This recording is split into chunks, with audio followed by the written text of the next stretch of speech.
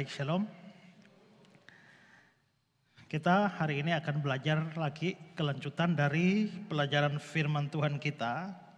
Dan tema kita masih sama, yaitu berfirmanlah Allah. Dan ini adalah bagian yang keempat. Ya.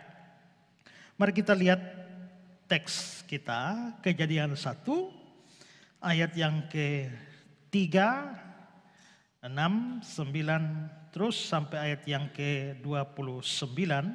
Ya, semuanya mengandung kata berfirmanlah Allah. Itulah sebabnya tema kita adalah berfirmanlah Allah. Saya kembali mengulangi kronologi pembahasan kita untuk memahami jalannya khotbah ini, khususnya pada bagian berfirmanlah Allah.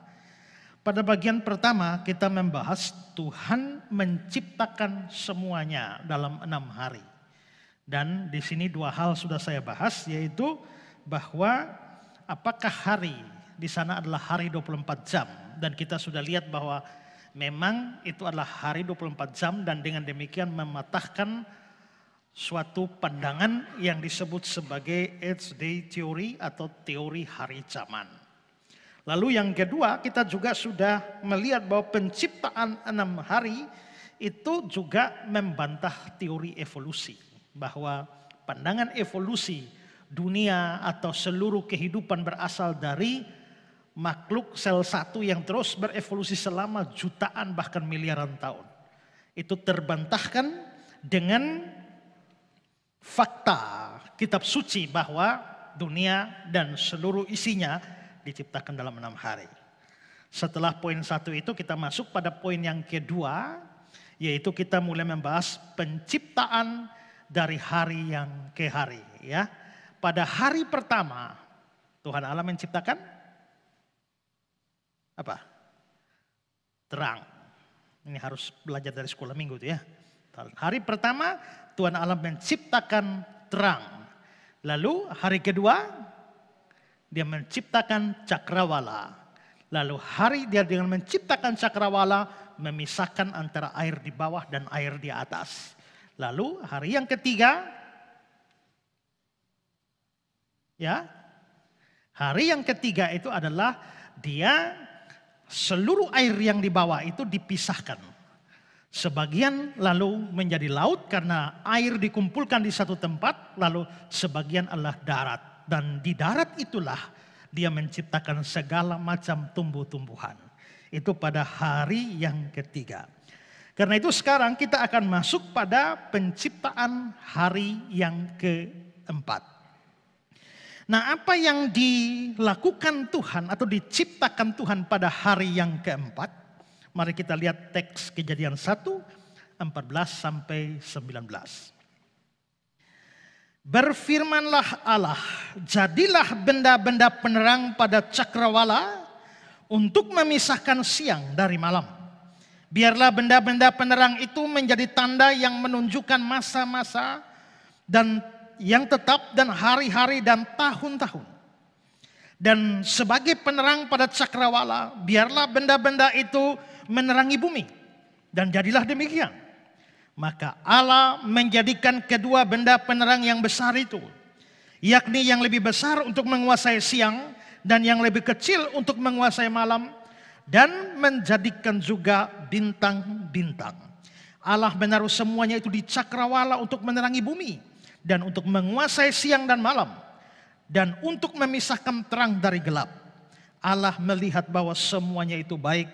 Jadilah petang, jadilah pagi. Itulah hari keempat. Maka ringkasnya adalah pada hari yang keempat Tuhan menciptakan benda-benda penerang di langit, matahari, bulan, dan bintang.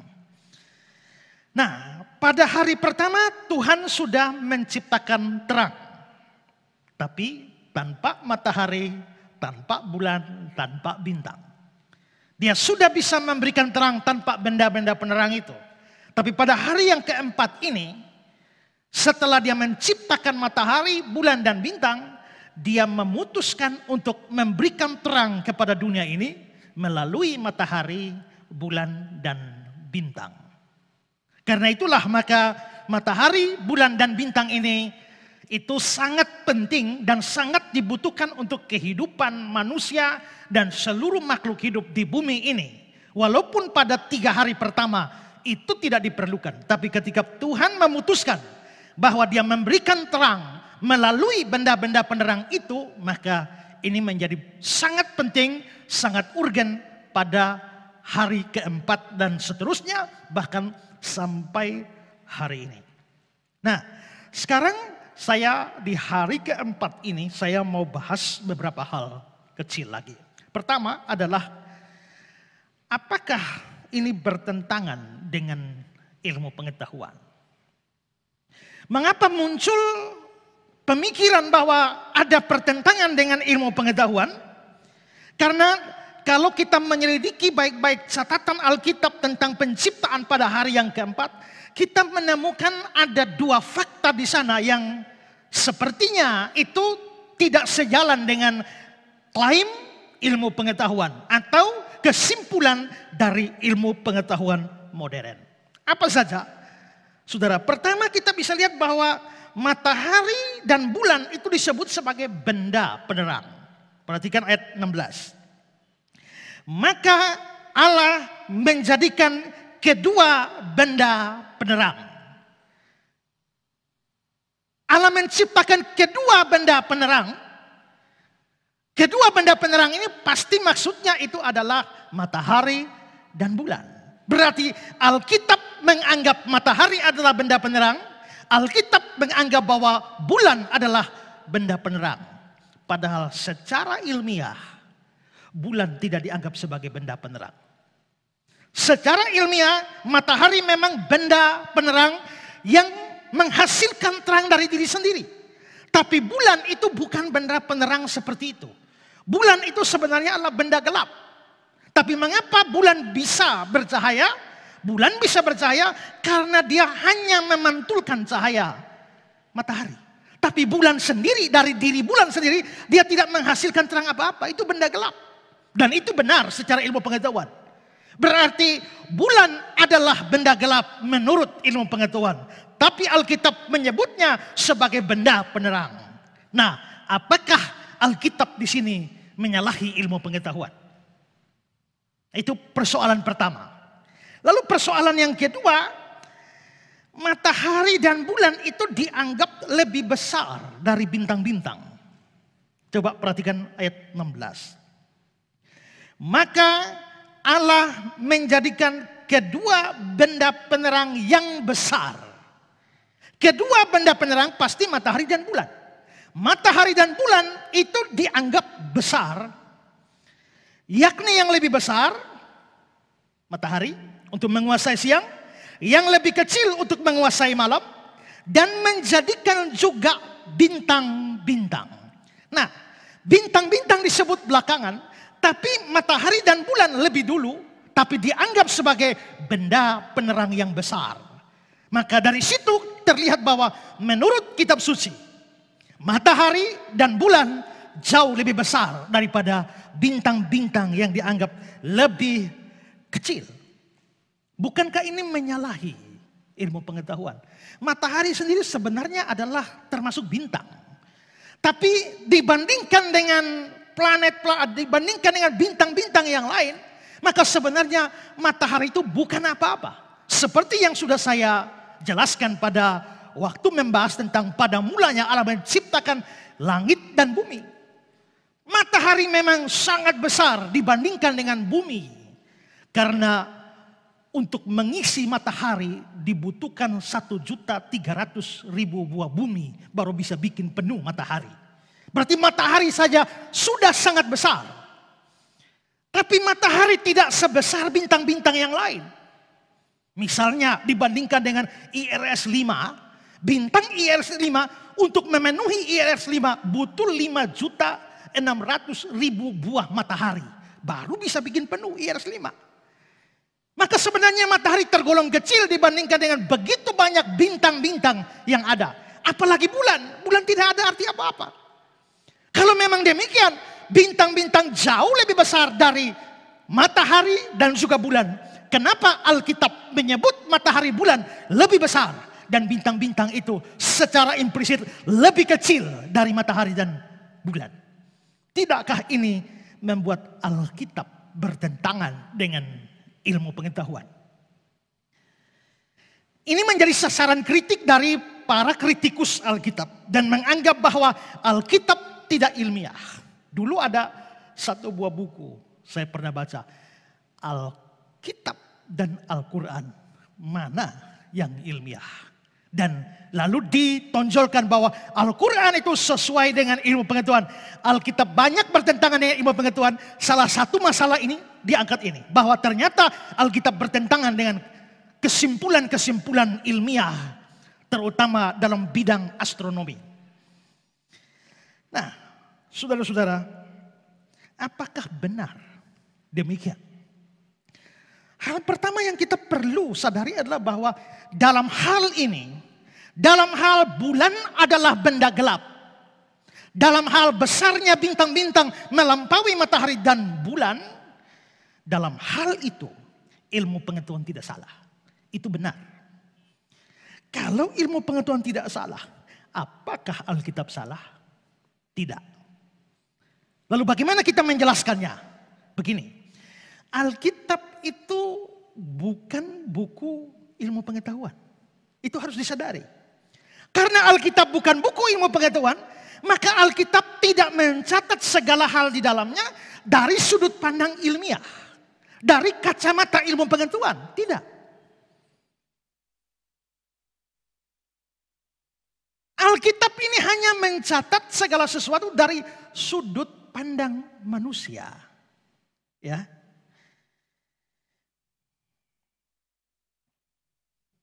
Apa yang terlihat atau diamati oleh manusia, itu yang tercatat. Dan kesimpulan-kesimpulan ilmu pengetahuan tidak selamanya sejalan dengan apa yang ditangkap oleh indera kita atau mata kita. Oke, betul. Matahari mengeluarkan sinarnya. Bulan tidak. Bulan benda gelap yang hanya memantulkan.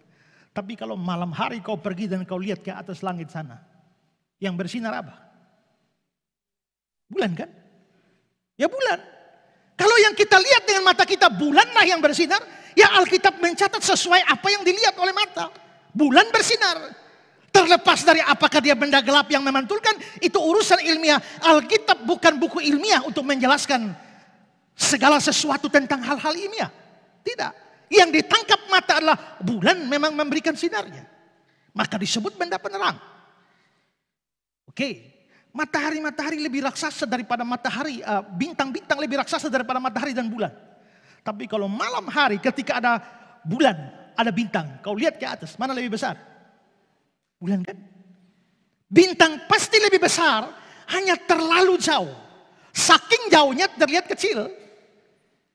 Jadi memang fakta ilmu pengetahuan, bintang lebih besar dari bulan juga termasuk lebih besar dari matahari, biarpun matahari termasuk bintang. Tapi yang terlihat oleh mata, bintang itu kecil. Bulan apalagi matahari lebih besar. Karena yang dilihat mata seperti itu, itulah yang dicatat oleh kitab suci.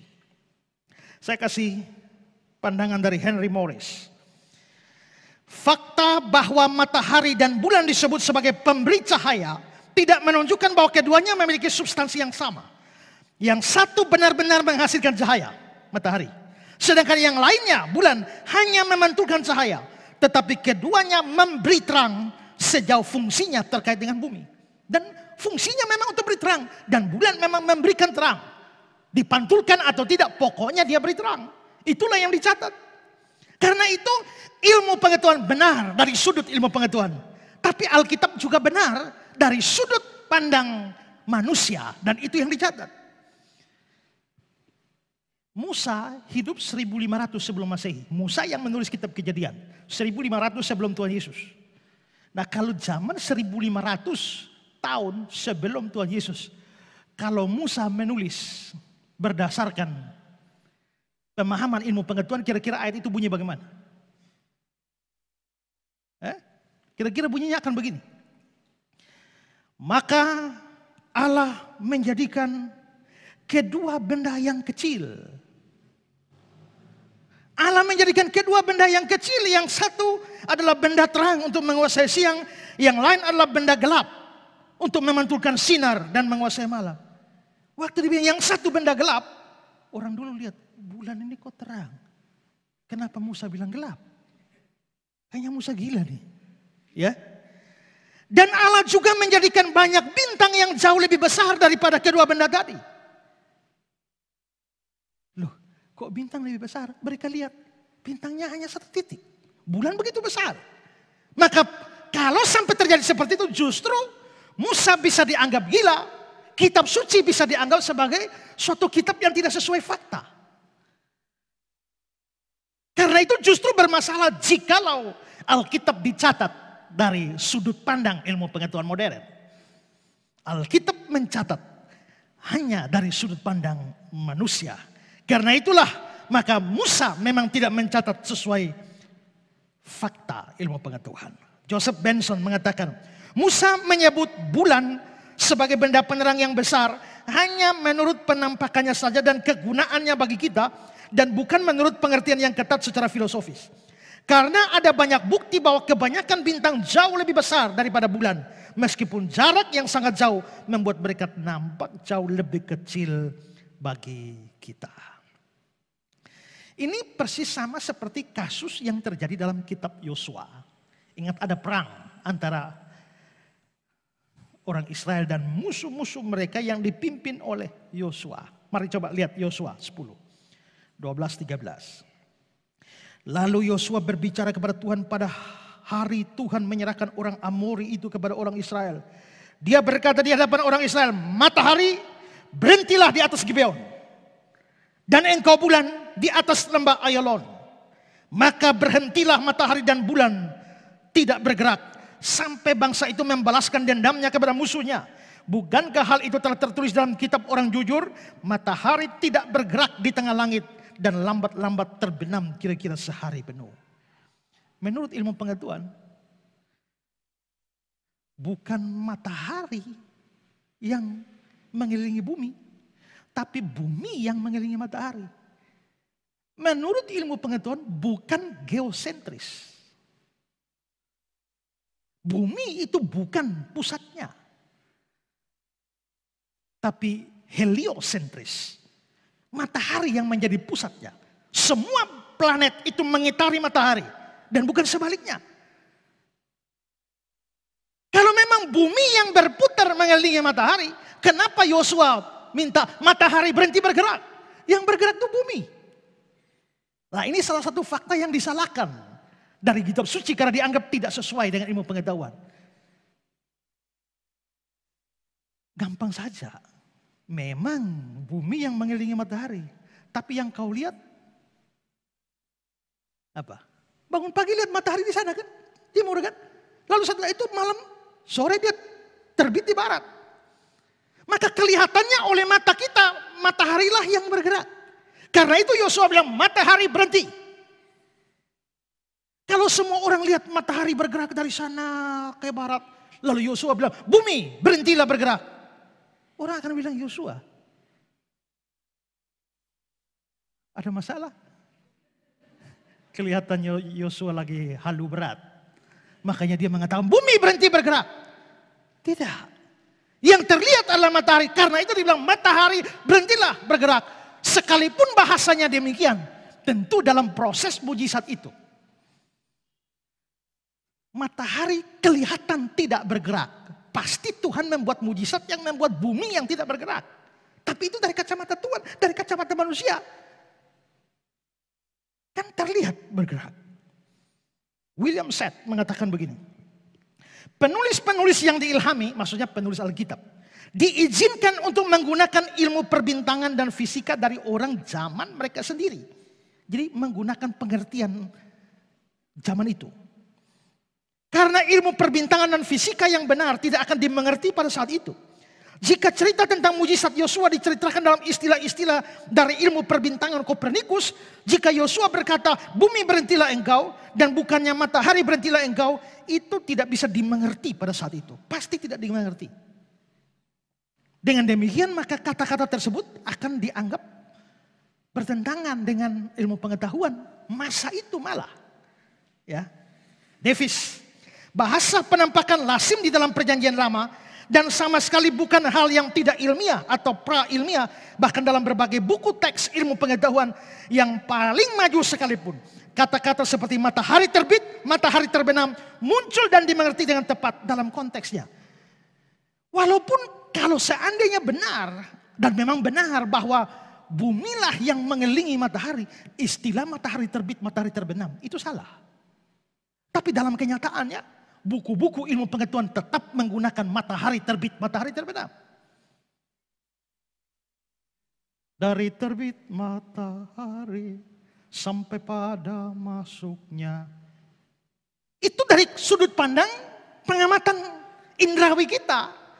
Dari sudut pandang ilmu pengetahuan itu lagu tidak cocok dengan ilmu pengetahuan. Dari terbit matahari sampai pada masuknya. Memang matahari masuk ke mana? Dia tidak pernah masuk kemana-mana. Dari sudut ilmu pengetahuan. Ya, karena itulah di sini kita harus mengerti bahwa klaim kesimpulan ilmu pengetahuan benar. Tapi Alkitab juga tidak salah. Alkitab memang bukan buku ilmiah. Tapi Alkitab mempunyai sudut pandang tersendiri. Dan karenanya tidak bisa dianggap salah. Hanya karena berbeda statement dengan klaim ilmu pengetahuan. Oke, itu hal pertama yang saya bagikan. Dan ini membuat kita harus mengerti bahwa jangan terlalu cepat mengklaim Alkitab salah hanya karena satu dua hal yang sebenarnya kita tidak mengerti. Banyak kritikus seperti itu. Apalagi orang yang membaca Alkitab hanya untuk mencari salah, maka dia akan menemukan banyak kesalahan. Tapi kalau orang membaca Alkitab percaya itu adalah firman Allah, dia bisa mendapati hal-hal yang tidak dia pahami, tidak dia mengerti. Tapi dia tidak akan cepat menganggap Alkitab salah. Tidak. Dia hanya menganggap ada sesuatu yang belum dia pahami. Ada sesuatu yang belum dia mengerti. Ketimbang mengatakan Alkitab salah. Oke, ini hal pertama. Sekarang hal kedua. Tuhan menciptakan matahari, bulan, bintang. Apakah kegunaan benda-benda ini? Apakah kegunaan matahari, bulan, bintang yang Tuhan ciptakan? Pertama-tama dikatakan bahwa itu untuk membedakan siang dan malam. Ayat 14. Jadilah benda-benda penerang pada cakrawala untuk memisahkan siang dari malam. Jadi siang dan malam akan dibedakan dari kemunculan matahari, bulan, dan bintang-bintang. Lalu yang kedua dikatakan untuk menjadi tanda. Ayat 14 juga. Biarlah benda-benda penerang itu menjadi tanda yang menunjukkan masa-masa yang tetap dan hari-hari dan tahun-tahun. Sekarang ini gampang. Kita punya kalender. Tapi zaman dulu bagaimana kalau orang belum punya kalender? Menentukannya bagaimana? Kapan musim tanam? Kapan musim tuai? Kapan harus berlayar? Kapan jangan berlayar? Itu semua itu harus dilihat dari tanda-tanda di langit ini. Matahari, bulan, dan bintang. Ada komentar bagus dari Warren Wiersbe. Dia mengatakan begini. Karena ketaatan agama mereka, orang-orang Yahudi perlu mengetahui waktu dan musim. Kapan hari Sabat tiba dan kapan berakhir. Kapan bulan baru dan kapan waktunya untuk merayakan pesta tahunan mereka. Berdasarkan Imamat 23. Sebelum penemuan jam dan kompas, aktivitas kehidupan manusia terkait erat dengan siklus alam dan para navigator bergantung pada bintang untuk mengarahkannya. Orang Israel akan membutuhkan bantuan benda-benda langit untuk mengarahkan kegiatan mereka. Dan Tuhan kadang-kadang akan menggunakan tanda-tanda di langit untuk berbicara pada umatnya di bumi. Kakek saya, orang tua tempo doeloe, yang tidak terlalu mengerti banyak hal. Tapi dia seorang yang sering bepergian bawa perahu. Tapi untuk tahu kapan jalan, lihat gelombang, dia cukup lihat langit, lihat bintang. Entah bagaimana teorinya, dia lihat bintang, dia tahu ini saat jalan. Aman. Tapi dia lihat bintang, jangan, ini gelombang besar. Bahkan saatnya penyu-penyu naik untuk bertelur di pinggir laut. Cukup dia lihat dari bintang. Ayo, penyu naik, tangkap. Sampai sekarang saya tidak mengerti. Karena sebelum sempat saya tanya, beliau sudah meninggal. Ya, tapi dengan mengamati saja bintang-bintang, dia tahu kapan berlayar, kapan tidak boleh berlayar. Semua musim kelihatannya dia tahu hanya dengan menatap bintang-bintang. Pasti ada ilmunya. Dan itu bukan okultisme. Itu bukan pakai kuasa gelap. Itu betul-betul sesuatu pengamatan. Dan dia tahu waktunya. Nah, pada zaman dulu sebelum jam, sebelum kompas, sebelum kalender ada, orang hanya mengamati benda-benda langit. Mereka tahu perbedaan musim kapan tanam. Lihat saja langit ini musim tanam, segera bersihkan kebun. Karena sebentar lagi hujan datang, mereka tahu. Pengamatan benda-benda langit. Karena itulah dikatakan bahwa benda-benda ini akan menjadi tanda yang menunjukkan masa-masa dan yang tetap dan hari-hari dan tahun-tahun. Selain itu saudara, dalam kaitan dengan semua yang sudah saya bicarakan sebelumnya, penciptaan matahari, bulan dan bintang itu jelas berhubungan dengan kehidupan kita. Tadi kita lihat Mazmur kita, jikalau aku melihat langit buatanmu, matahari, bulan dan bintang yang engkau ciptakan, apakah manusia sehingga engkau mengindahkannya? Apakah anak manusia sehingga engkau memuliakannya? Jadi kita bisa lihat bahwa penciptaan matahari, bulan dan bintang itu sebenarnya ada hubungan dan terutama demi kepentingan manusia. Makanya pemazmur berkata, apakah manusia sehingga engkau mengingatnya? Nah, saya coba menjelaskan ini. Pertama, kita mari lihat dari matahari. Matahari jelas penting. Bagi tumbuh-tumbuhan, matahari jelas berfungsi untuk proses fotosintesis. Seperti yang saya jelaskan pada minggu kemarin. Karena tanpa ada matahari, maka proses fotosintesis tak mungkin ada. Bagi hewan atau binatang, matahari berguna juga untuk menghangatkan tubuh mereka. Dan juga proses pencernaan mereka juga mengatur siklus tidurnya binatang. Kalau tidak ada matahari, binatang-binatang juga bermasalah banyak. Tapi sekalipun ada fungsi untuk tumbuhan, fungsi untuk hewan, terlebih matahari itu mempunyai fungsi untuk manusia. Kalau belajar di SD dulu, tahu ya sinar ultraviolet, itu kan dari matahari. Manusia bisa mendapatkan vitamin A, B, C dari makanan-makanan. Tapi vitamin D itu didapat dari sinar ultraviolet. Untuk tulang kita. Tulang kita membutuhkan vitamin D. Maksudnya bukan matahari kasih vitamin D, tidak. Tapi matahari berfungsi untuk memicu terciptanya vitamin D oleh tubuh kita. Jadi kalau matahari tidak ada, artinya bahwa manusia itu tidak pernah bisa mendapatkan vitamin D. Bahkan juga bisa mempengaruhi banyak kehidupan karena banyak penyakit bisa terjadi pada tubuh manusia jikalau manusia tanpa sinar matahari. Kita menyanyi, hati yang gembira adalah obat. Saudara gembira karena apa? Apa yang membuat saudara gembira? Pas saudara lagi gembira-gembira. Kenapa?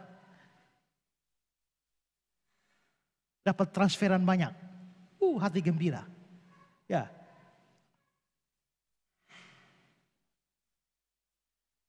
Berhasil menikah pada masa corona. Gembira.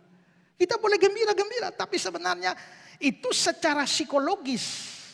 Tapi secara fisik, Sebenarnya kegembiraan kita itu juga dipengaruhi oleh sinar matahari. Karena ketika sinar matahari datang itu dia memicu ada hormon di dalam kita namanya hormon serotin. Dan kalau hormon serotin itu diproduksi dalam tubuh maka hati menjadi gembira. Tapi sebaliknya kalau sinar matahari tidak ada, hormon serotin tidak diproduksi, kamu bisa stres. Itulah sebabnya zaman dulu penjahat-penjahat besar masukkan penjara. Penjara di mana? Penjara bawah tanah. Waktu masuk penjara bawah tanah tanpa sinar sama sekali. Jangankan sinar matahari, sinar lilin pun tidak ada. Kebanyakan orang yang masuk penjara bawah tanah beberapa saat keluar gila. Pasti masalah psikologis ada. Tapi secara fisik, karena tanpa sinar matahari sama sekali, hormon serotin ini tidak diproduksi, maka ini membuat galau berat. Dan dalam taraf tertentu itu bisa mengakibatkan gila. Karena itulah maka disarankan buat kita supaya terkena sinar matahari. Berjemur setiap hari. 5-30 menit usahakan terkena sinar matahari. Kenapa 5-30? Karena tergantung pigmen kita di kulit. Kenapa ada orang kulit putih, kulit kuning, coklat, hitam? Itu kan pigmen. Pigmen ini tebal-tebal, ada yang tebal, ada yang tipis. Semakin gelap kulit kita itu menandakan bahwa pigmen kita tinggi atau tebal. Ya. Coba lihat kembali diri masing-masing itu ya. Nah, semakin gelap itu menunjukkan bahwa pigmen kita tebal. Dan semakin tebal pigmen seharusnya semakin membutuhkan sinar matahari. Karena butuh lebih lama supaya sinar matahari menembus pigmen itu. Karena itu mestinya orang gelap harus lebih banyak kena matahari. Justru kadang-kadang kita sudah terlalu gelap, kita tidak mau kena matahari kan. Yang putih-putih, kuning-kuning yang justru malah berjemur lebih lama di matahari. Kita jelas membutuhkan itu. Nah, karena itulah matahari sesuatu yang sangat penting bagi kehidupan kita. Pernahkah saudara berpikir, bagaimana kalau matahari berhenti bersinar?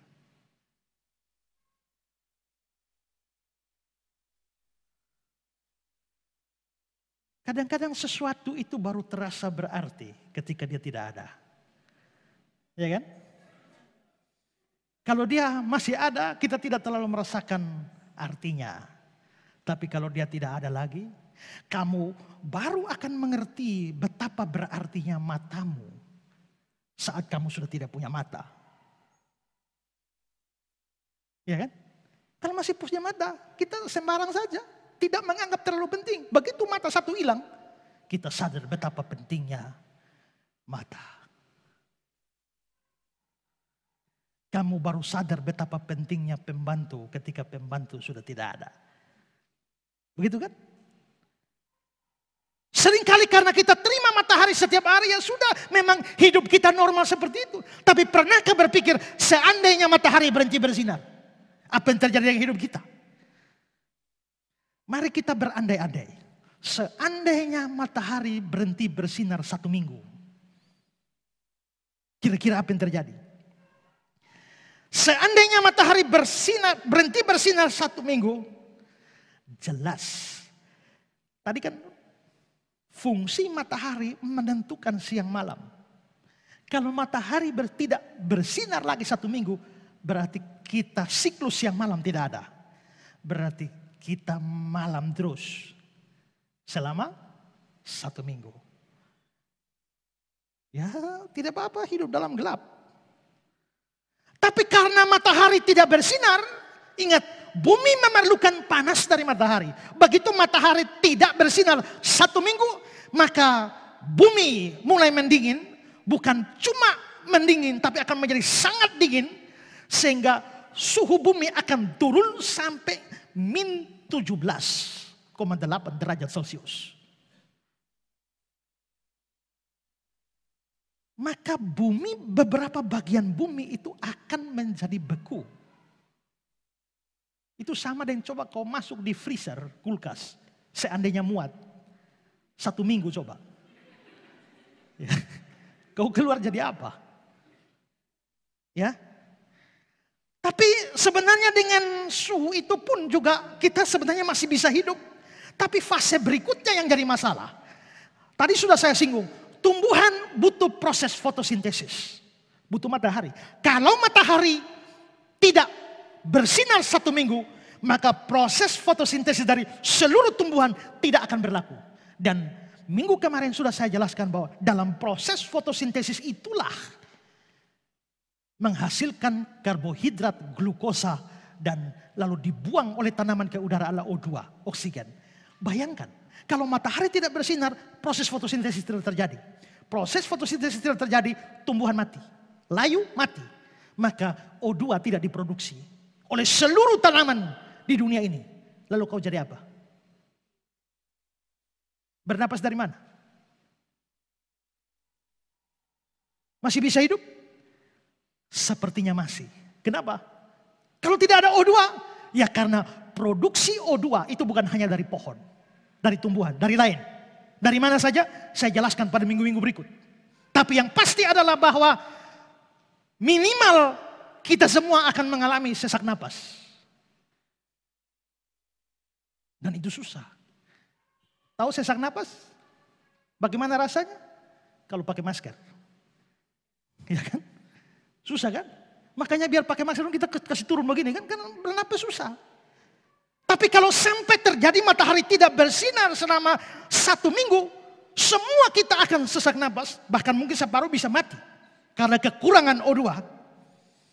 Nah, begitu semua pohon sudah tidak bisa hidup lagi. Layu semua, mati semua. Binatang makan apa?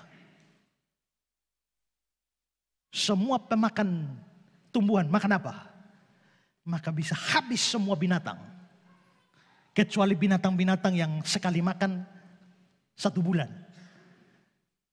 Tapi yang butuh makan tiap hari akan selesai. Kalau sampai terjadi matahari tidak bersinar 1 minggu. Ini akan mempengaruhi sekolah minggu. Kenapa? Karena sekolah minggu punya lagu. Matahari bersinar terang. Tidak ada lagi. Burung berkicaulah senang. Masih ada? Tidak. Burung hidup bagaimana? Mau makan apa? Semua tidak ada lagi. Harum semerbaklah bunga di padang. Tidak ada lagi, sudah mati layu semua. Semuanya mengajak kepada kita. Bagaimana mau ajak? Mati semua.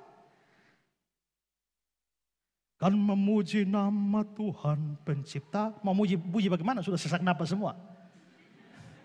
Jadi kalau sampai matahari berhenti bersinar 1 minggu. Hapuskanlah lagu tadi.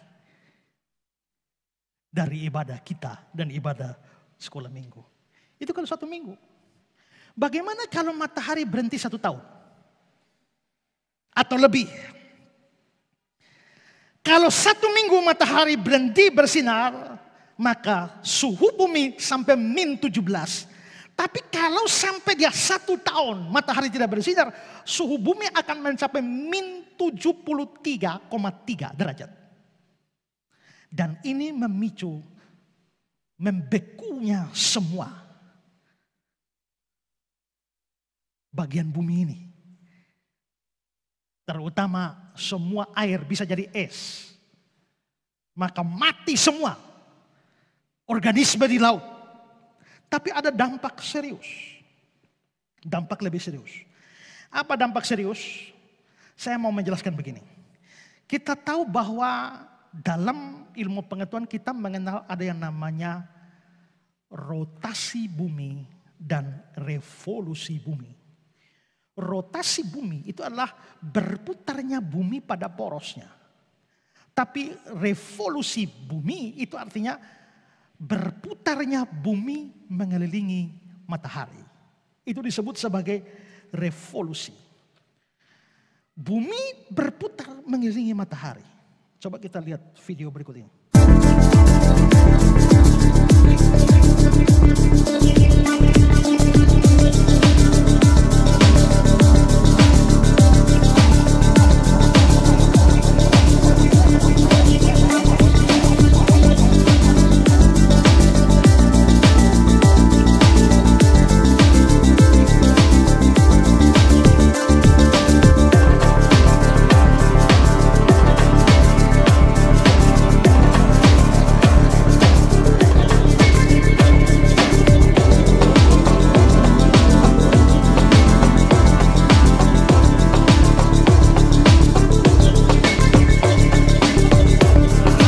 Namanya revolusi bumi. Bumi berputar keliling matahari.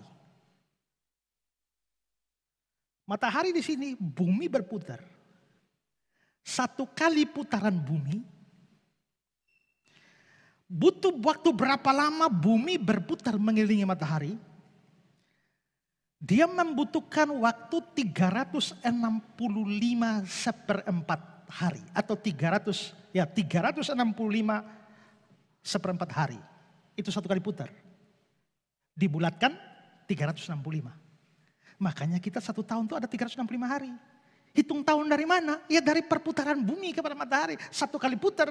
Misalnya bumi dari sini. Dia putar ke sini 2019. Putar lagi 2020. Putar lagi 2021. Putar lagi 2022. Maka kita ganti tahun itu berdasarkan putaran bumi terhadap matahari. 365 seperempat hari. Tapi kita bulatkan 365 saja kan. Seperempatnya kita simpan. Tabung. Dia putaran berikut 365 seperempat. Yang seperempat ini tabung lagi. Sudah setengah. Putar lagi ada seperempatnya. Tabung lagi. Seperempat lagi tabung lagi. Maka setiap 4 tahun. Seperempat tambah seperempat tambah seperempat tambah seperempat ada kelebihan 1 hari. Maka setelah 4 tahun kelebihan 1 hari ditaruh di mana? Ditaruh di bulan Februari. Makanya ada setiap 4 tahun sekali Februari ada tanggal 29. Itulah yang dikenal sebagai tahun kabisat. Karena putaran bumi pada matahari. Jadi kalau kau lahir pada tanggal 29 Februari, sebenarnya kau ulang tahun itu 4 tahun sekali. Ya kan? Ya. Nah, karena itulah gerakan revolusi bumi. Nah, saudara perhatikan tadi bahwa pada waktu bumi berputar, ada garis putih itu. Itu namanya orbitnya, jalurnya. Menarik saudara, mengapa sampai bumi itu putar, dia ngikut garisnya itu. Secara tetap. Dia tidak keluar jalur. Kenapa sampai bumi tidak keluar jalur? Ya, karena bumi dipengaruhi oleh matahari. Ditarik oleh matahari. Kenapa bisa begitu? Karena hukum gravitasi. Dalam hukum gravitasi, besarnya gravitasi dan massa sebuah benda. Ini benda A punya gravitasi dan massa besar. Ada benda B punya gravitasi juga, massa juga, tapi lebih kecil. Maka benda dengan gravitasi dan massa lebih kecil pasti akan ditarik oleh yang besar. Itulah sebabnya kenapa bumi harus mengelilingi matahari, bukan matahari yang kelilingi bumi. Karena gravitasi dan massa matahari lebih besar dari bumi. Juga lebih besar dari planet yang lain. Maka tadi kita lihat putaran itu hanya lihat bumi. Tapi seluruh planet yang lain itu kan putar semua. Bumi kita putarnya 365 seperempat hari. Makanya kita 1 tahun begitu. Tapi planet lain kan putarnya juga semua putar. Tapi kan putar tidak kecepatan sama. Makanya 1 tahun di Jupiter, 1 tahun di Mars, 1 tahun di Pluto, 1 tahun di Merkurius. Beda dengan 1 tahun di bumi. Jumlah harinya beda. Nah, sebenarnya saudara, aslinya bumi itu bergerak dengan kecepatan tertentu tapi dia geraknya lurus. Jadi dia tidak muter, mestinya dia lurus. Lurus kemana? Lurus tanpa arah. Kemana saja. Tanpa tujuan. Di besarnya angkasa raya, bumi dengan seluruh planet sebenarnya bergerak lurus. Tapi kenapa dia bisa belok? Karena ditarik. Coba lihat gambar ini. Ini misalnya bumi. Dia mestinya lurus ke sana. Tapi lihat orbitnya dia belok. Kenapa? Karena dia ditarik oleh matahari. Begitu terus. Next. Saudara lihat sampai situ bumi mestinya lurus ke sana. Tapi karena ditarik oleh matahari dia belok. Dia mestinya lurus ke sini. Tapi karena ditarik oleh matahari dia belok lagi. Jadi artinya kita bisa lihat bahwa bumi mengelilingi matahari dalam orbitnya yang bulat ini. Seandainya matahari tidak punya gravitasi. Apa yang terjadi? Bumi tidak akan mengitari dia. Maka mari kita ambil contoh. Matahari berhenti bersinar 1 tahun. Begitu matahari berhenti bersinar, gravitasinya habis. Begitu gravitasinya habis, jangan harapkan bumi mengelilingi matahari. Tidak. Bumi akan lari terus ke sana dengan kecepatan yang sangat cepat. Dan dia bisa menabrak segala macam benda di luar angkasa sana. Begitu juga semua planet. Semua planet masing-masing bergerak sendiri. Bayangkan kalau bumi kita lari dengan kecepatan tinggi. Tiba-tiba kita nabrak Jupiter. Habis kita semua itu. Tapi bersyukurnya matahari punya gravitasi besar. Makanya dia tetap menjaga bumi. Sehingga bumi tidak lari keluar rel. Terus muter. Kenapa bisa begitu? Karena matahari terus bersinar. Maka bayangkan kalau matahari berhenti bersinar. Tidak bisa dibayangkan bagaimana nasib bumi kita dan nasib kita. Semua karena pengaruh sinar matahari yang mempengaruhi gravitasi matahari. Pernah bersyukur untuk matahari yang terus bersinar tiap hari?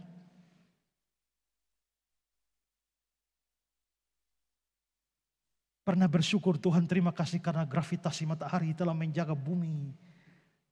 Seringkali tidak kan? Karena kita tidak tahu. Tapi setelah dibukakan seperti ini kita sadar bahwa kita ini hanya makan tidur bangun. Tapi kita tidak tahu bahwa bumi kita ini sementara dijaga oleh begitu banyak hal yang Tuhan ciptakan. Kalau begitu kita harus bersyukur untuk bukan hanya karena adanya matahari. Bukan hanya karena bersinarnya matahari. Tapi juga karena gravitasi dari matahari. Sekarang kita bahas bulan. Kalau matahari sepenting itu, bagaimana dengan bulan? Seperti saya singgung tadi bahwa bumi yang mengelilingi matahari, itu namanya revolusi bumi. Tapi sementara bumi mengelilingi matahari, bumi sendiri berputar pada porosnya. Ini namanya rotasi bumi. Ya, coba lihat gambar video ini. Ya, ini contoh saja. Di dalam contoh saja kalau kita pasang kayu atau satu tiang di tengah bumi, ya, maka perputarannya akan seperti ini.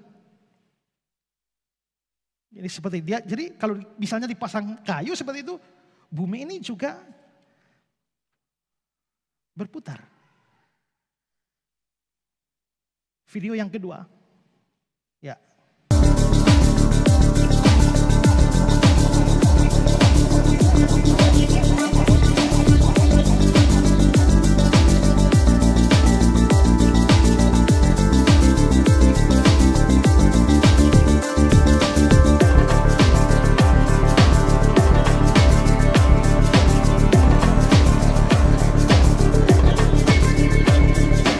Saudara lihat ya, sementara bumi mengelilingi matahari, bumi sendiri berputar pada porosnya. Dan putaran dia, ya, itu 1.600 km per jam. dalam 1 jam dia berputar 1.600 kilometer. Dalam khotbah bumi belum berbentuk dan kosong, saya sudah jelaskan seandainya bumi berputar lebih lambat.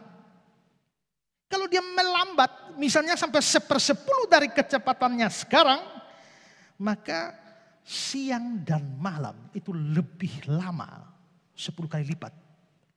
Siang menjadi 10 kali lebih panjang, malam menjadi 10 kali lebih panjang. Tapi bagaimana kalau putarannya dipercepat?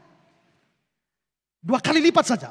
Kalau kecepatannya 1.600 km per jam, kita gandakan 30 atau 3.200 km per jam. Bumi dipercepat.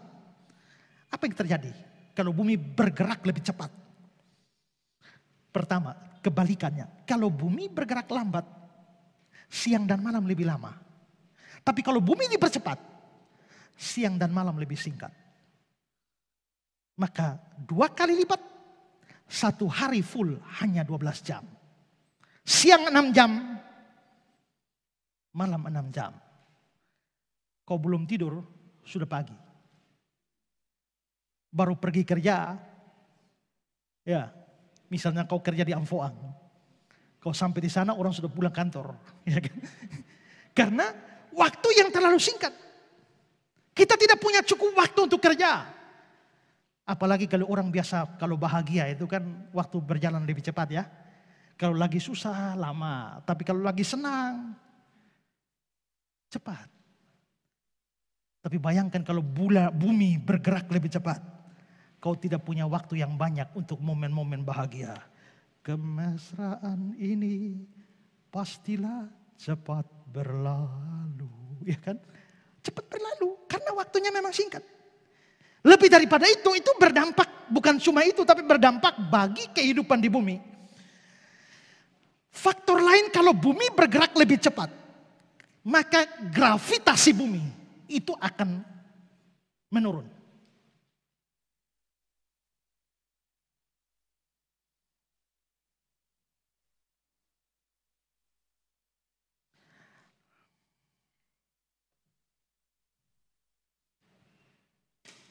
Kenapa dia jatuh ke sini? Gravitasi. Bumi menarik turun.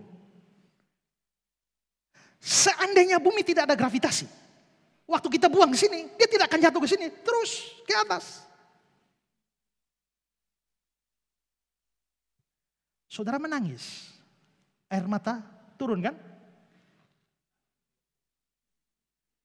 Kenapa? Gravitasi.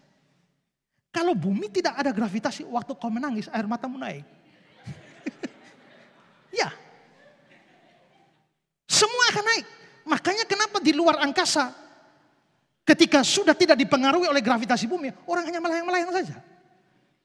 Karena gravitasi tidak ada. Kenapa kursi ini masih tetap ada di situ? Karena gravitasi.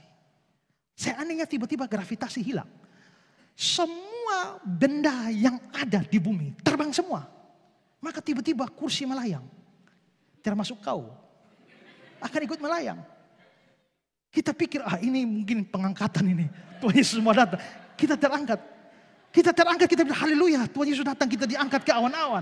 Ini ada pertemuan di udara. Tapi kita bingung juga. Kenapa kursi ikut? Ya. Kenapa batu ikut? Kenapa yang lain ikut? Kita pikir ini rapture. Tahu-tahu ini bencana alam. Ya kan? Semua yang tidak kuat di dalam tanah akan terangkat semua.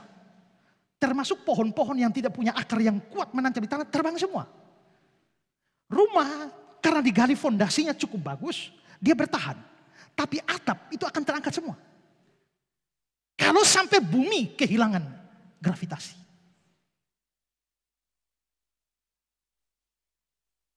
Tapi seandainya bumi berputar lebih cepat, gravitasi tidak hilang. Gravitasi cuma berkurang. Kalau begitu, mungkin pohon tidak terangkat, tidak tercabut.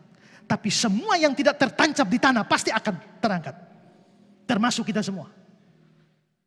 Itu namanya ada pertemuan di udara. Kalau sampai bumi berputar lebih cepat, gravitasi berkurang, maka akan terjadi seperti itu. Dan ingat, di atas sana bumi kita kan punya satelit. Satelit alami, satelit buatan. Satelit alami itu bulan. Satelit buatan itu yang kita taruh-taruh, Telkomsel punya, BRI punya, segala macam. Itu di atas sana. Yang saya jelaskan tentang atmosfer itu. Kan di tempatnya satelit-satelit. Macam kalau kita lihat gambar seperti ini. Ini satelit-satelit ada di atas. Semua satelit ini juga bergerak. Tapi sudah dirancang untuk bergerak mengikuti kecepatan bumi. Seandainya bumi lebih cepat, tahu-tahu semua satelit buatan tidak mampu mengikuti bumi. Maka kacaulah semua sistem satelit kita, maka kamu tidak bisa nonton TV. Kamu tidak bisa dengar radio. Kamu tidak bisa pakai internet. Pesawat pilot yang berusaha, yang pesawat jalan di atas udara lalu berkomunikasi dengan darat juga tidak ada lagi. GPS berhenti. Semua sinyal HP stop semua.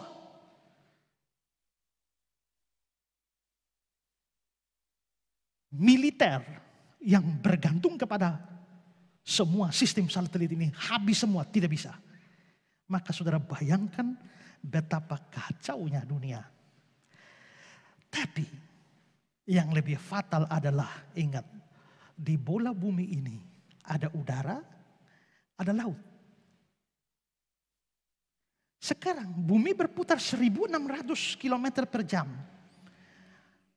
Angin biasa, pas memang kecepatannya. Laut juga tenang-tenang. Tapi bayangkan tiba-tiba dia putar gini, apa yang terjadi? Maka laut yang ada aman-aman di wadahnya ini pasti akan ikut bergerak. Maka laut yang sekarang aman tiba-tiba dia menjadi berputar sekencang-kencang menghantam seluruh daratan. Dan mayoritas wilayah Katulistiwa akan tenggelam.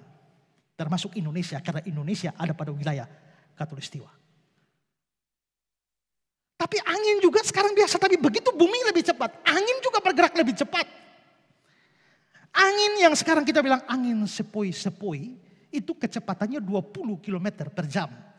Tapi begitu bumi dipercepat 2 kali lipat, maka angin kecepatannya menjadi 320 km per jam. Dari 20 naik sampai 320. Maka habislah semua rumah-rumah, pohon-pohon, tumbang-tumbang semua. Badai besar menghantam bumi. Tsunami menutup banyak daratan. Kalau bumi dipercepat. Bahaya bukan? Untungnya bumi stabil. Untungnya bumi cuma 1600 km per jam. Apakah memang bumi sebenarnya kecepatan begitu? Tidak. Sebenarnya bumi punya kecepatan lebih. Dan kalau sampai lebih mati kita semua. Tapi ada yang menahan bumi putarannya. Sehingga putarannya tetap. Apa? Bulan. Karena bulan punya gravitasi. Gravitasi daya tarik. Sehingga bumi tanpa bulan itu akan bergerak secara liar kecepatannya. Tapi menjadi tetap karena diawasi oleh bulan. Bulan menahan bumi berputar lebih cepat.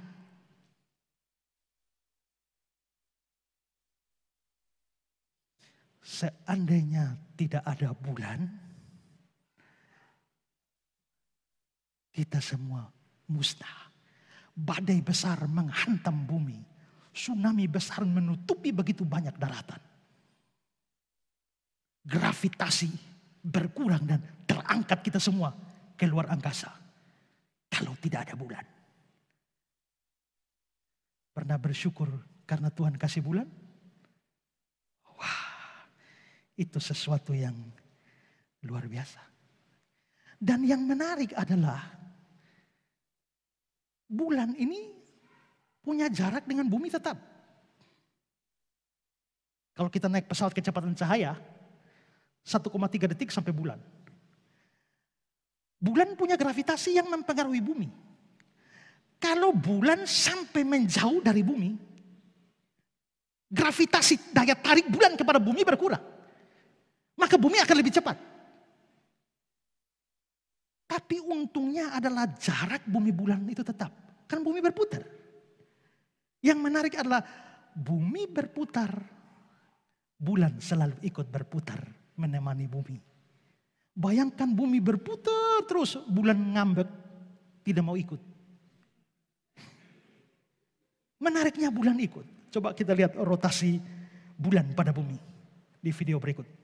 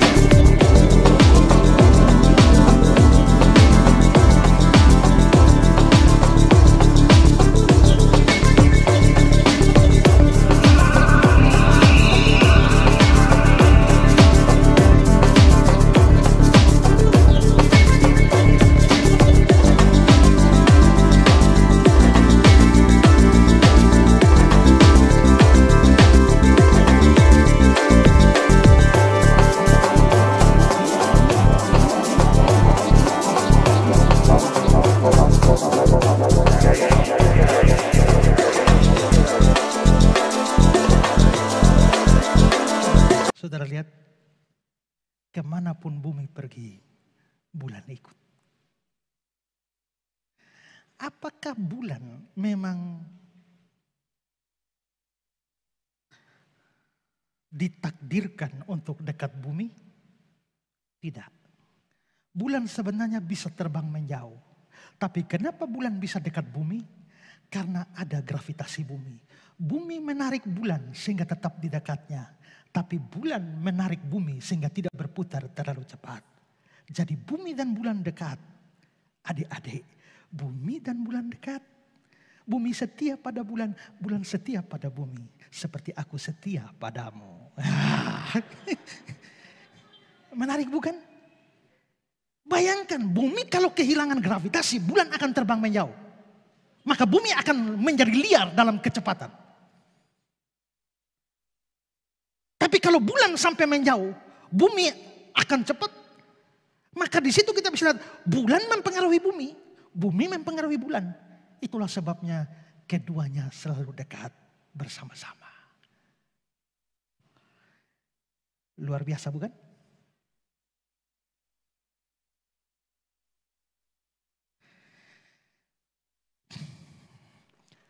Hal lain, kalau saudara memperhatikan rotasi bumi pada porosnya, sebenarnya bumi itu tidak lurus loh. Coba lihat ini, gambar ini. Saudara lihat ini. Dia kan bengkok. Mestinya kalau lurus itu dia tegak itu. Porosnya itu ya. Tapi ternyata dia mengalami kemiringan 23,4 derajat. Ada bisa dalam pergerakannya bisa terjadi sifatnya fluktuatif, bisa naik, bisa turun, tapi tidak terlalu banyak ya. Nah, ini kemiringan. Nah, akibat kemiringan ini itu mempengaruhi iklim di bumi. Kemiringan ini tidak boleh terlalu miring. Misalnya dalam gambar begini. Kalau sampai dia begini, ini bahaya kita. Maka seluruh iklim di bumi ini akan bermasalah. Maka yang terjadi itu bisa sampai siang kita bisa mengalami siang terus tanpa malam selama 6 bulan. Setelah itu malam terus tanpa siang selama 6 bulan. Kalau sampai dia berputar begitu. Tapi untungnya kemiringan bumi itu tetap. Kenapa bumi tidak bertambah miring? Karena ada bulan. Jadi bulan bukan hanya menstabilkan kecepatan bumi, tapi menstabilkan kemiringan bumi. Wah,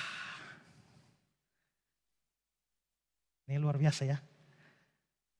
Pernah bersyukur untuk adanya bulan? Jangan hanya kagumi bulan, tapi tidak bersyukur untuk penciptaan bulan buat kita. Bintang-bintang tentu saja banyak manfaatnya. Tapi mungkin bintang itu sangat berpengaruh seperti saya bilang tadi untuk membaca tanda-tanda alam. Pembuatan kalender-kalender berdasarkan bintang. Ya, ada yang bikin kalender berdasarkan bulan, matahari, bintang. Sampai sekarang misalnya tahun perhitungan tarik dari orang Arab. Tahun Hijriah. Maupun juga wilayah-wilayah tertentu itu masih menggunakan kalender dengan perhitungan bintang-bintang. Makanya kenapa orang Cina punya tahun sendiri. Orang Arab punya tahun sendiri. Maka kita tahu ada tahun baru Cina. Tahun baru Hijriah. Kenapa hitungannya beda? Karena mereka mengacu kepada bintang. Maka kalendernya bisa berbeda. Jadi bintang-bintang menentukan perhitungan waktu, bulan, tahun, musim, dan lain sebagainya. Berarti dengan semua ini, kita semua boleh menyadari bahwa penciptaan matahari, bulan, dan bintang-bintang itu rancangan Tuhan yang sangat teliti, yang sangat mempengaruhi hidup kita. Maka itu sesuatu yang luar biasa. Kalau kita mungkin hanya sekedar baca Tuhan menciptakan matahari, bulan, bintang pada hari yang keempat, ya sudah bersyukur. Tapi kalau kita mengerti segala sesuatu yang dipengaruhi oleh matahari, bulan, bintang dalam seluruh hidup kita, kita harus lebih bersyukur pada Tuhan. Betapa luar biasanya Tuhan bagi kita. Sekarang ketiga.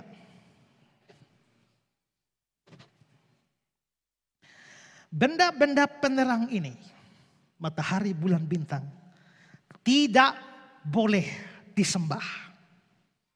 Tidak boleh dipercaya sebagai penentu hidup kita. Ini penting.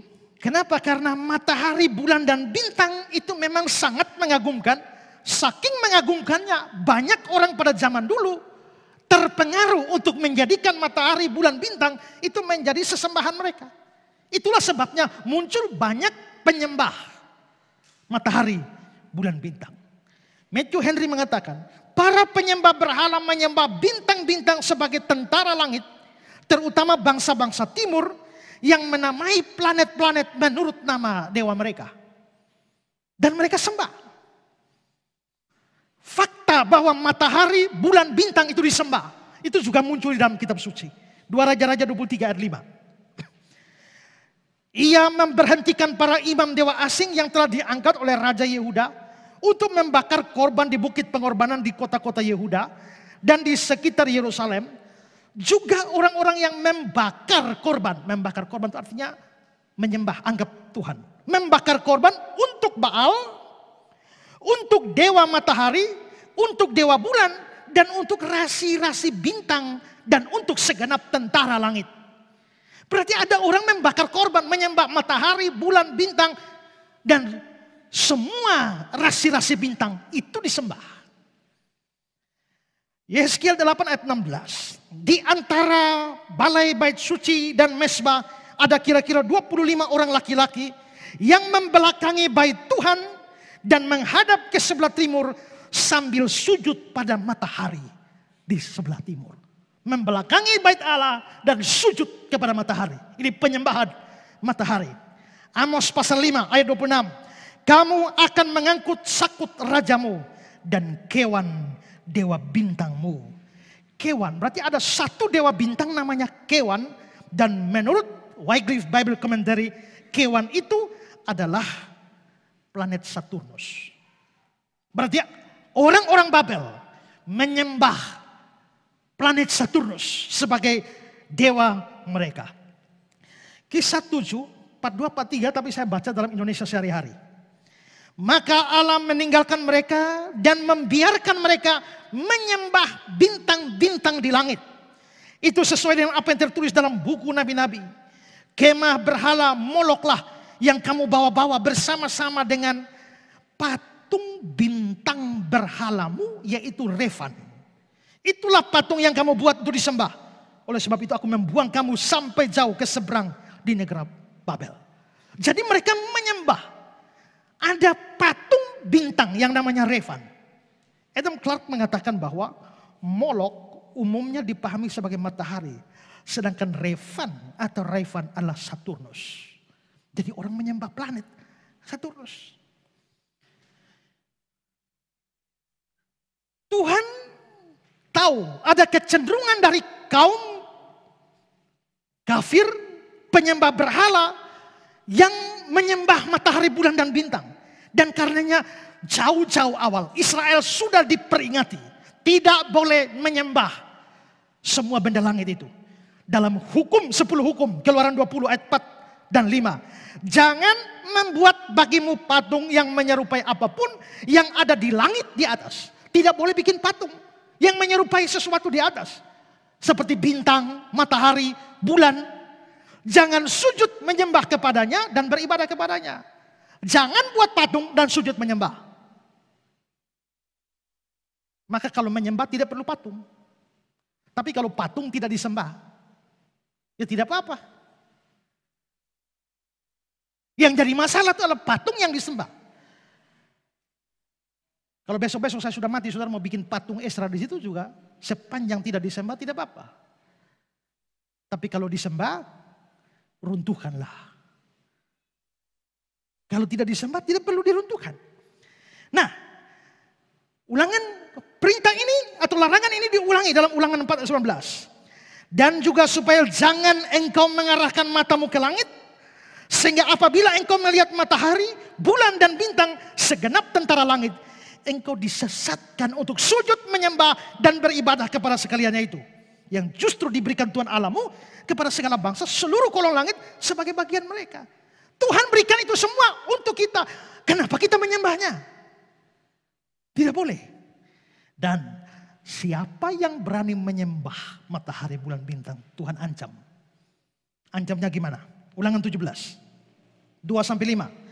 Apabila di tengah-tengahmu, di salah satu tempatmu yang diberikan padamu oleh Tuhan Allahmu, ada terdapat seorang laki-laki atau perempuan yang melakukan apa yang jahat di mata Tuhan Allahmu, dengan melangkahi perjanjiannya, yang pergi beribadah kepada Allah lain, sujud menyembah kepadanya, atau kepada matahari, atau bulan, atau segenap tentara langit, hal yang telah kularang itu.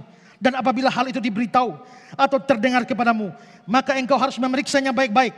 Jikalau ternyata benar dan sudah pasti bahwa kekejian itu dilakukan di antara orang Israel, maka engkau harus membawa laki-laki atau perempuan yang telah melakukan perbuatan jahat itu keluar pintu gerbang. Kemudian laki-laki atau perempuan itu harus kau lempari dengan batu sampai mati.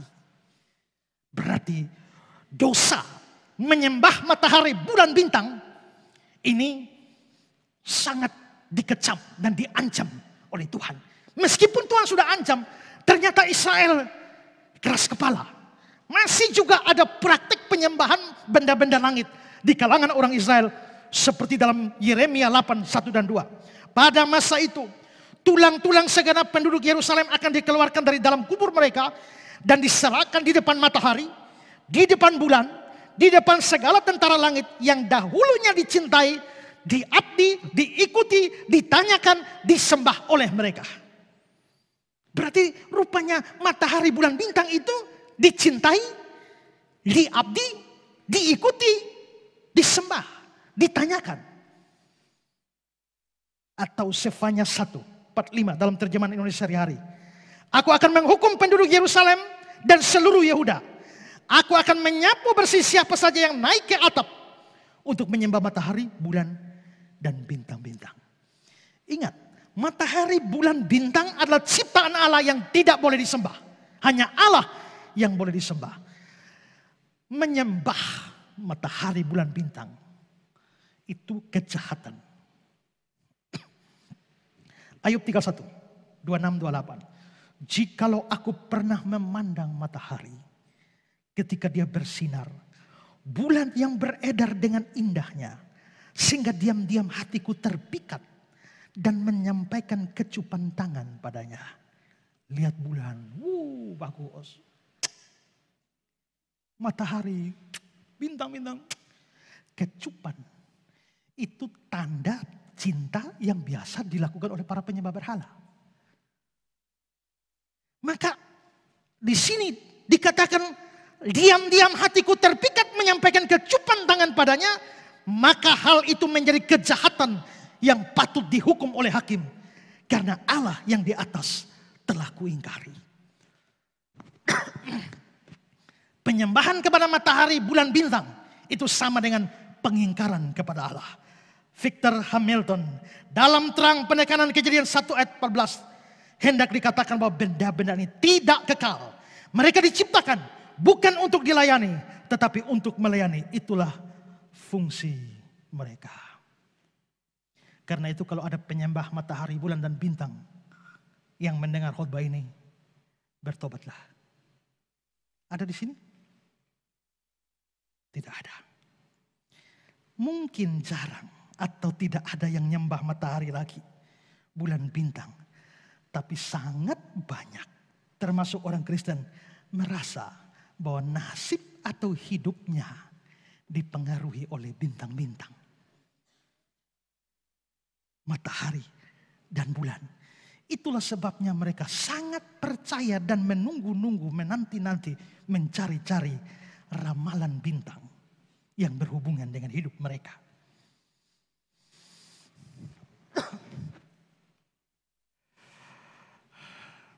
Pak Sony bintang apa? Libra. Tahu dia. Hafal. Ya.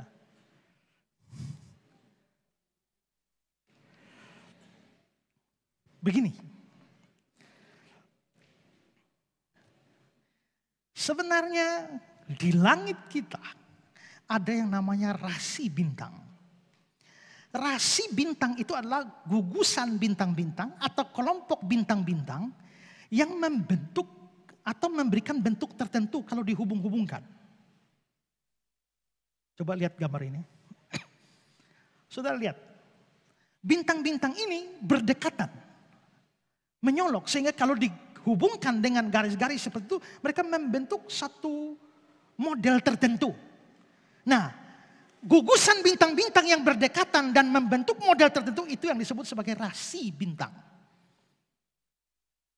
Dan ada banyak rasi bintang, kira-kira 12 rasi bintang.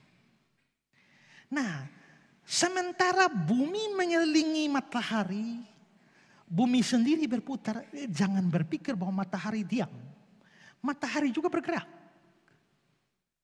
Dan dalam pergerakannya, matahari biasanya melewati rasi bintang ini. Dan kalau dihitung, maka pergerakannya matahari ini terpola, terstruktur, dan tepat waktu. Misalnya dalam pergerakan matahari, pada tanggal 21 Desember sampai 19 Januari, dia singgah pada rasi bintang Capricorn. Maka semua yang lahir di antara 21 Desember 19 Januari dianggap punya bintang Capricorn. Tapi setelah 19 Januari matahari terus berputar. Dia masuk lagi ke rasi bintang yang lain. Maka dia masuk kepada rasi bintang Aquarius terus. Maka dihitunglah tanggal-tanggalnya. Ya, begitu dari 19 Februari sampai 20 Maret matahari ada di Pisces. Lalu di 21 Maret sampai 20 April dia ada di Aries. Maka begitulah. Nah, itu pergerakan matahari pada rasi-rasi bintang. Maka semua yang lahir pada persinggahan matahari pada rasi bintang itu, ini namanya zodiak.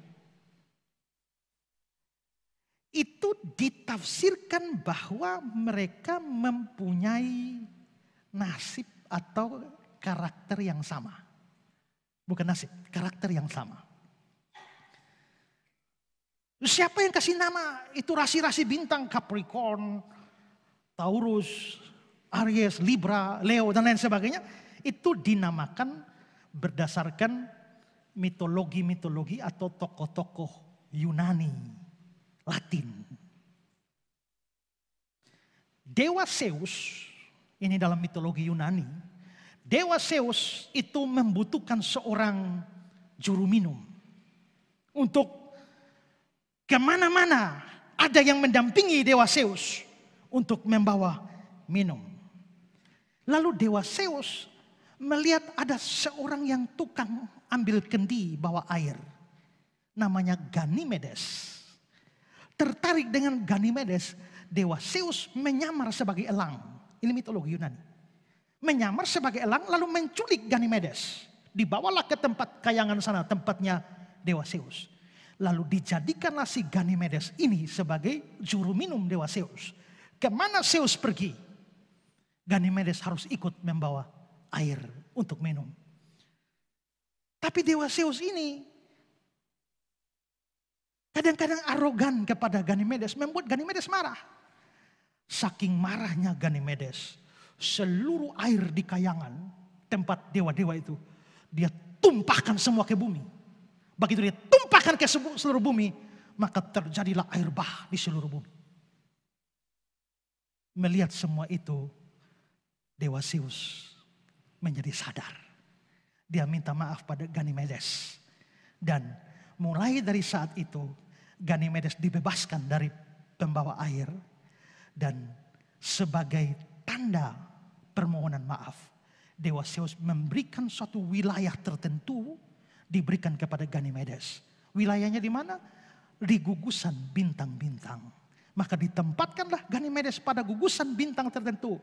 Tapi karena Ganymedes ini sudah terkenal sebagai pembawa air, dalam bahasa Latin pembawa air itu adalah Aquarius. Maka tempat yang diberikan Zeus kepada Ganymedes itu disebut rasi bintang Aquarius. Jadi Aquarius artinya pembawa air. Tempat menampung air disebut akuarium. Saluran air disebut aquaduk. Air. Aqua itu air. Aqua sendiri artinya air. Makanya jangan bilang air aqua.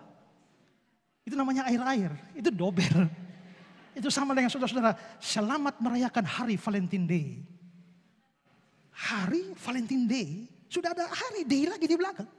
Itu namanya dobel.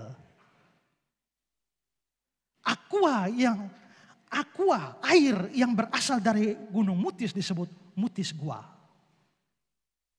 Airnya orang timur disebut Aquamor. Pada waktu Pak Niti Susanto, Tokopit, mau membuat air untuk NTT. Dia buat apa? Dia teringat ungkapan bahasa Latin. Aku datang, aku lihat, aku taklukkan, aku menang. Vini, vidi, vici. Vini, vidi, vici. Vi. Dia ambil V-nya. Dihubungkan dengan air, aqua. Menjadi vikua. Dengan harapan, begitu orang minum vikua, lalu rasa nyaman. Maka jadilah vikuam. Nah, begitu itu ceritanya. Itu hanya tambahan informasi. Supaya kita mengerti. Nah, para astrolog itu ahli-ahli perbintangan. Ingat, harus ada beda antara astrologi dengan astronomi. Nah, para ahli astrologi, ilmu perbintangan pada zaman Mesir kuno, Yunani kuno, terutama di Babilonia kuno, percaya bahwa semua orang yang lahir pada saat matahari berada pada wilayah rasi bintang tertentu, itu punya kesamaan karakter. Makanya muncul zodiak. Maka saya masuk Taurus. Karena saya lahir di 6 Mei. Maka bisa dibikin karakternya. Sekarang saya kutip dari zodiak bintang saya itu, Taurus. Begini keterangannya. Pintar dan dapat dipercaya. Para Taurus memiliki pendirian yang teguh atas pemikirannya. Taurus memiliki kompas sendiri dalam hidupnya, sehingga dia tak mudah goyah. Meskipun pekerja keras, terkadang Taurus bisa nampak malas, terutama dalam melakukan sesuatu untuk memenuhi keinginan orang lain. Sisi baiknya, dia tidak terpengaruh oleh berbagai gosip maupun drama, dan mempercayai orang terdekatnya dengan sepenuh hati. Enak. Cocok tidak? Yang kenal saya cocok tidak? Banyak orang membaca model seperti ini dan dia rasa, wih cocok ya dengan saya, wih cocok ya.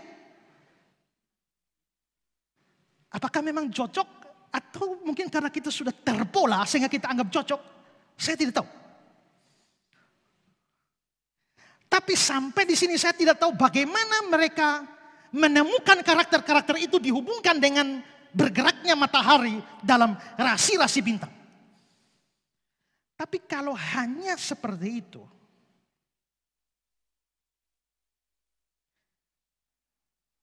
saya masih melihat bukan masalah. Kalaupun mungkin kita hanya mau mengadakan, ya bikin senang-senang. Sama seperti game-game permainan yang banyak di media sosial. Yang maukah Anda menyelidiki dalam kehidupan sebelumnya Anda itu siapa? Kan begitu kan? Suruh dicari, itu kan kita juga tidak percaya. Hanya ya menyenangkan saja. Dalam kehidupan sebelumnya, ide di balik itu adalah reinkarnasi. Bahwa kamu pernah hidup pada masa lalu, setelah itu kamu mati baru lahir kembali sebagai Ezra. Maka saya cari Ezra pada kehidupan sebelumnya itu siapa. Ternyata saya selidiki, saya ini adalah prajurit Mongolia. Kalau hanya sekedar seperti itu, it's okay. Tapi jadi zodiak sebenarnya tidak terlalu bermasalah. Yang menjadi masalah adalah zodiak menjadi horoskop. Apa bedanya zodiak dengan horoskop? Horoskop itu mulai membuat ramalan masa depan berdasarkan zodiak. Dan memberikan wejangan-wejangan hikmat untuk kehidupan di masa depan berdasarkan zodiak. Itu makanya muncullah ramalan-ramalan.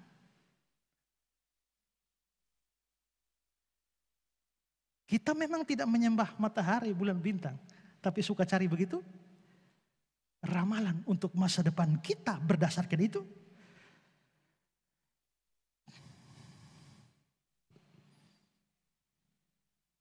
Maka zodiak tidak sama dengan horoskop. Tadi saya tunjukkan zodiaknya. Tapi coba lihat horoskop. Ini contoh horoskop. Untuk orang Taurus. Saya pakai contoh Taurus karena saya Taurus.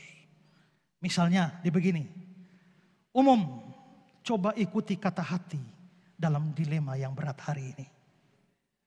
Artinya dia memprediksi meramal, hari ini saya pasti akan kena dapat dilema. Maka suruh ikut kata hati. Keuangan, ada masalah keuangan yang nampaknya cukup bikin kalang kabut kali ini. Dia meramal, saya ada masalah keuangan. Cinta. Yang kamu kejar justru sedang mengejar orang lain. Sama hukui, kau mau dia. Sasu berjuang tapi sakala.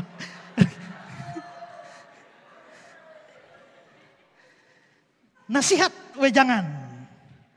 Jangan mengumbar ataupun menghindari masalah Anda. Bicaralah secara terbuka, jujur. Jangan mengulur waktu untuk melakukannya. Nah, kalau sudah begini, ini horoskop. Dan lihat ada unsur meramal kehidupan hari ini. Atau bahkan ke depan. Makanya saya bilang, kalau sekedar zodiak, mungkin tidak terlalu bermasalah.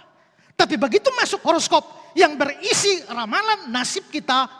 Dan wejangan hikmat yang diberikan bagi kita berdasarkan zodiak, itu menjadi masalah.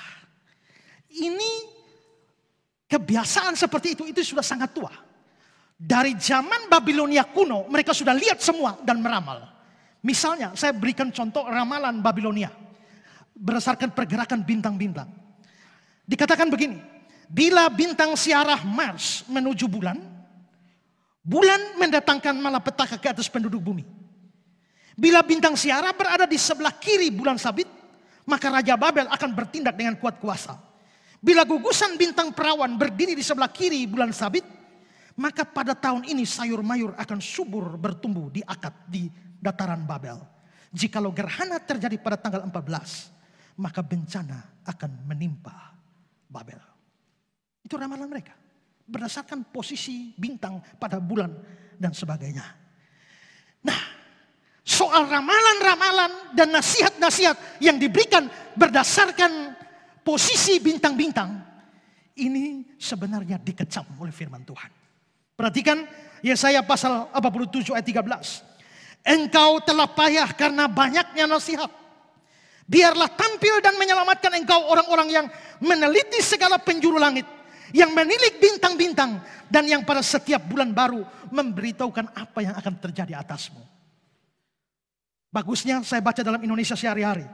Engkau payah karena banyaknya nasihat. Suruhlah peramal-peramal tampil menyelamatkan engkau. Mereka yang telah meneliti segala penjuru langit, mempelajari bintang-bintang, dan pada setiap bulan baru meramalkan apa yang menjadi nasibmu. Konteks ayat ini adalah tentang kebinasaan Babel. Dan pada waktu Tuhan mau membinasakan Babel, Tuhan bilang, panggil itu peramal-peramal.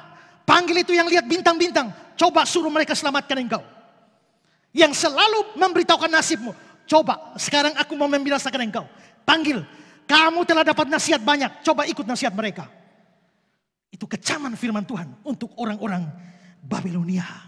Maksudnya adalah bahwa hidup kita, nasib kita, masa depan kita, itu tidak bergantung pada pergerakan semua benda langit. Itu bergantung pada Tuhan. Karena itu kita membutuhkan nasihat dari Tuhan. Dari firman-Nya. Dan bukan dari pergerakan benda-benda langit yang bersifat horoskop. Saya kutip kata-kata Megan Billy.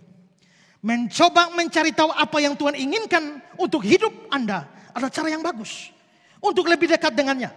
Namun melakukannya menggunakan astrologi dan horoskop bukan cara yang disetujui. Di seluruh Alkitab Tuhan memberitahu kita bahwa Dia akan membimbing kita dalam ayat-ayat tersebut.